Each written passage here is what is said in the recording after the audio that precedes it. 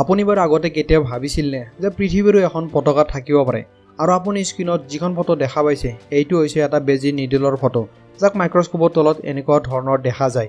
আৰু উইন্ডোজ এক্সপিৰ এইখন ৱালপেপাৰ আপোনালোকৰ নিশ্চয় মনত আছে কিন্তু ৱালপেপাৰত থকা সেই ঠাইখিনি বৰ্তমান সময়ত দেখিবলৈ এনেকুৱা ধৰণৰ হৈ গৈছে যদি আপুনি এনে ধৰণৰ আমেজিং আৰু ইণ্টাৰেষ্টিং ফেক্টৰ বিষয়ে জানিব বিচাৰিছে তেতিয়াহ'লে জ্ঞানপৰি ইউটিউব চেনেলৰ আজিৰ এইটো ভিডিঅ' শেষলৈ নিশ্চয় চাব আৰু যদি চেনেলটো প্ৰথমবাৰৰ বাবে ভিজিট কৰিছে তেতিয়াহ'লে চেনেলটো ছাবস্ক্ৰাইব কৰি বেল আইকনটো ক্লিক কৰিবলৈ নাপাহৰিব ফেক্ট নম্বৰ 13 আপুনি মিউজিয়ামত ফটো বা আন কিছুমান পুৰণি বস্তু এনেদৰে গ্লাছৰ ভিতৰত সংৰক্ষণ কৰি থোৱা দেখা পাইছে কিন্তু আপুনি জানেনে মিউজিয়ামত ব্যৱহাৰ কৰা এইবোৰ গ্লাছ আমাৰ ৰেগুলাৰ গ্লাছৰ দৰে নহয় যিদৰে আপুনি ফটোখনত দেখা পাইছে এইখন হৈছে মিউজিয়ামত ব্যৱহাৰ কৰা গ্লাছ আৰু এইখন হৈছে ৰেগুলাৰ গ্লাছ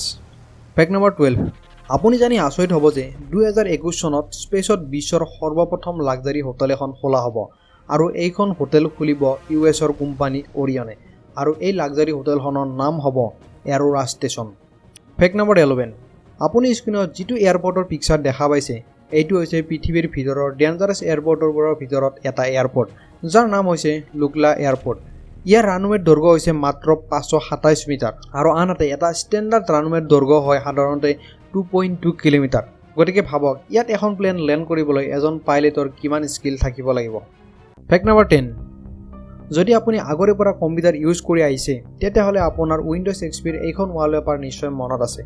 কিন্তু আজিৰ সময়ত আপুনি ৱালপেপাৰত যিখিনি ঠাই দেখা পাইছিল সেইখিনি ঠাই দেখিবলৈ এনেকুৱা ধৰণৰ হৈ গৈছে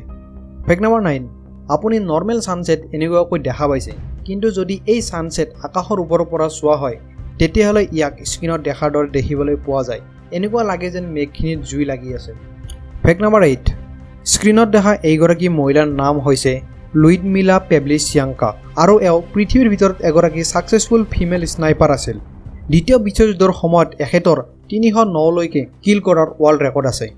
ফেক্ট নম্বৰ 7 আপুনি স্ক্ৰীনত যিখন পিকচাৰ দেখা পাইছে এইখন হৈছে এটা হুৱেল মাছৰ পিকচাৰ আৰু ইয়াৰ দেহত যিবোৰ কাট আপুনি দেখা পাইছে এইবোৰ কাট এখন জাহাজে খুন্দিয়াৰ ফলত হৈছিল কিন্তু লাকিলি সেই এক্সিডেণ্টত ই বাচি গৈছিল আৰু এতিয়া এই হুৱেলটোক এই কাটবোৰৰ বাবে ব্লেড ৰানাৰ বুলি জনা যায় ফেক্ট নম্বৰ 6 আমি সাধাৰণতে নৰ্মেল পাৰ চৰাই এনেকুৱা ধৰণৰ দেখা পাই আহিছোঁ কিন্তু এইটো পাৰ চৰাই হৈছে পৃথিৱীৰ ভিতৰত আটাইতকৈ ধুনীয়া আৰু ডাঙৰ পাৰ চৰাই আৰু এইটো পাৰ চৰাইৰ নাম হৈছে ভিক্টোৰিয়া ক্ৰন ইয়াৰ মূৰৰ ওপৰত ৰজা বা ৰাণীৰ দৰে থকা এনেকুৱা ষ্ট্ৰাকচাৰবোৰৰ বাবে ইয়াক ভিক্টোৰিয়া ক্ৰন বুলি জনা যায় ফেক্ট নম্বৰ 5 আপুনি হয়তো নাজানে যে পৃথিৱীত এনেকুৱা এখন ঠাই আছে য'ত পানী গেছ আৰু ইলেক্ট্ৰিচিটি সকলো ফ্ৰীতে মানুহক যোগান ধৰা হয় আৰু এইখন ঠাই হৈছে তুৰ্কমেনিস্তান ইয়াৰ মানুহক 1991 চনৰ পৰা এই তিনিবিধ প্ৰডাক্ট ফ্ৰীতে যোগান ধৰি থকা হৈছে আপুনি বাৰু আগতে এইটো ফেক্টৰ বিষয়ে জানিছিল নে কমেণ্ট কৰি নিশ্চয় জনাব ফেক্ট নম্বৰ 4 এইখন ফটো ভালদৰে মন কৰক এইখন ফটো হৈছে এটা চিৰিঞ্জৰ নিডলৰ ফটো যদি চিৰিঞ্জৰ এই নিডলটোক আমি মাইক্ৰস্কোপৰ তলত জুম কৰি চাওঁ তেতিয়াহ'লে ই দেখিবলৈ এনেকুৱা ধৰণৰ হয় যাক দেখিবলৈ কিবা বেলেগ বস্তু যেন লাগে ফেক্ট নম্বৰ 3 এটা সাৰ্ভেৰ মতে পৃথিৱীৰ প্ৰায় 4.8 বিলিয়ন লোকৰ নিজৰ মোবাইল ফোন আছে আৰু আনহাতে 4.2 বিলিয়ন মানুহৰ টুথব্ৰাছ আছে অৰ্থাৎ পৃথিৱীত কিছুমান এনেকুৱা মানুহ আছে যাৰ নিজৰ মোবাইল ফোন আছে কিন্তু এডাল নিজৰ টুথব্ৰাছ নাই ফেক্ট নম্বৰ 2 আপুনি এইটো জানি আচৰিত হ'ব যে যি মাছ আছে ইহঁতেও মানুহৰ দৰে ডিপ্ৰেশ্যনত ভুগিব পাৰে বিভিন্ন ৰিচাৰ্চৰ মতে এইটো প্ৰমাণ কৰা হৈছে যে মানুহে যিদৰে ডিপ্ৰেশ্যনত ভুগে ঠিক তেনেদৰে মাছেও ডিপ্ৰেশ্যনত ভুগিব পাৰে ফেক্ট নম্বৰ 1 আপোনালোকে জানে যে পৃথিৱীৰ প্ৰত্যেকখন দেশৰে একোখন নিজা পতাকা আছে কিন্তু আপুনি বাৰু কেতিয়াবা ভাবিছিল নে যে পৃথিৱীৰো এখন পতাকা থাকিব পাৰে ৱেল মাই ফ্ৰেণ্ডছ আপুনি যিখন ফটো এতিয়া দেখা পাইছে এইখন হৈছে পৃথিৱীৰ পতাকা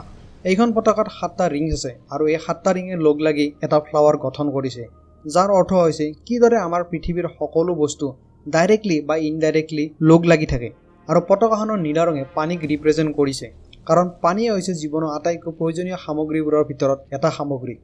আশা কৰোঁ ভিডিঅ'টো চাই আপোনালোকে ভাল পাইছে আৰু ভিডিঅ'টোৰ পৰা কিছুমান নতুন আৰু ইণ্টাৰেষ্টিং কথাৰ বিষয়ে জানিবলৈ পাইছে যদি ভিডিঅ'টো চাই ভাল পাইছে তেতিয়াহ'লে ভিডিঅ'টো কৰি দিয়ক লাইক আৰু শ্বেয়াৰ আৰু আগলৈ এনে ধৰণৰ আমেজিং আৰু ইণ্টাৰেষ্টিং ফেক্টৰ বিষয়ে জানিবলৈ চেনেলটো ছাবস্ক্ৰাইব কৰিবলৈ নাপাহৰিব লগ পাম পুনৰ এবাৰ এনেকুৱা ধৰণৰ ভিডিঅ'ত তেতিয়ালৈ ধন্যবাদ